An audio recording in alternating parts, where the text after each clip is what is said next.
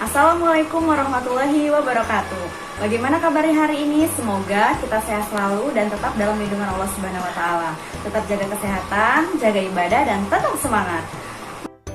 Baiklah anak-anak, sebelum kita memulai materi kita pada hari ini, Ibu akan mengulas sedikit materi kita pada pertemuan sebelumnya, yaitu mengenai perumusan Undang-Undang Dasar 1945. Silahkan kalian jawab pertanyaan berikut ini. Mengapa setiap negara harus memiliki undang-undang? Apa kedudukan Undang-Undang Dasar 1945 bagi bangsa Indonesia?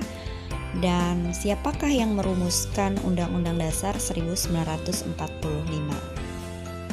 Setiap negara pasti memiliki Undang-Undang Dasar, karena Undang-Undang Dasar berkedudukan sebagai hukum dasar yang berisi peraturan-peraturan untuk mengatur kehidupan suatu negara.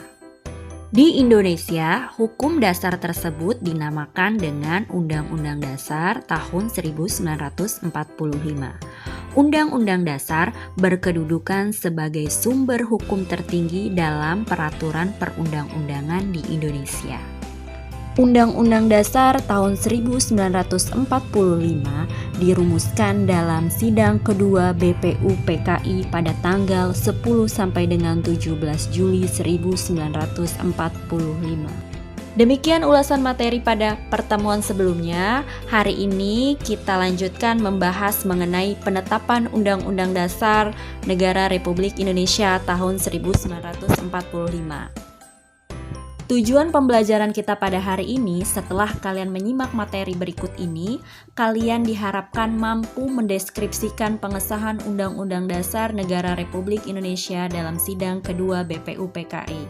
Selain itu, kalian juga memiliki tanggung jawab untuk memahami Undang-Undang Dasar secara utuh. Baiklah, mari kita simak materi kita berikut ini mengenai penetapan Undang-Undang Dasar Negara Republik Indonesia tahun 1945. Undang-Undang Dasar Negara Republik Indonesia tahun 1945 dirumuskan dalam sidang kedua BPU PKI pada tanggal 10 sampai dengan 16 Juli 1945. Sedangkan tugas PPKI atau Panitia Persiapan Kemerdekaan Indonesia adalah mengesahkan Undang-Undang Dasar Negara Republik Indonesia pada tanggal 18 Agustus 1945. Dalam persidangan Panitia Persiapan Kemerdekaan Indonesia tanggal 18 Agustus 1945 dihasilkan keputusan sebagai berikut. Yang pertama, mengesahkan Undang-Undang Dasar Negara Republik Indonesia tahun 1945, menetapkan Insinyur Soekarno sebagai Presiden dan Muhammad Hatta sebagai Wakil Presiden Republik Indonesia, dan membentuk Komite Nasional Indonesia Pusat. Namun, sebelum sidang PPKI dimulai, ada 4 perubahan yang disepakati antara lain sebagai berikut, yaitu kata mukanimah diganti dengan kata pembukaan.